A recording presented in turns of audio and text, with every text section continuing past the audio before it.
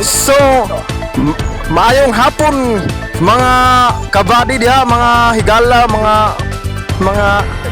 mga kaigsuunan ko diha ang naminaw o naglantaw ning atong Fades TV.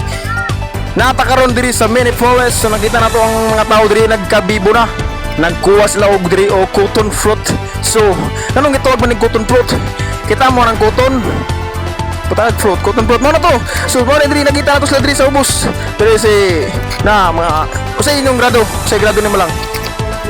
Ha? Third year na. Ay, third year. So third year na day ang nanguha diri ano. So isa tong maingon na nangawaya ang bunga santol. So kipangkuha sa mga third year. So di lang nato ila-ila ko no, pero tawagon naman nato sila kuan. Kuan. Nagsayaw sila. Untawa sayaw sila. Una hagbong na. Dira ka. Ops, matapang ko kuha. Ops.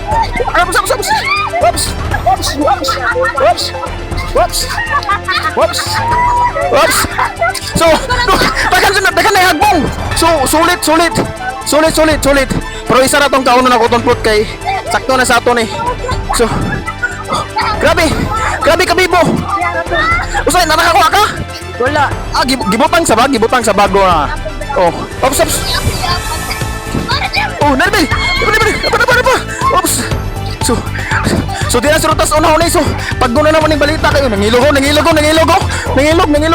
Sakto na siguro ni. I love cotton fruit.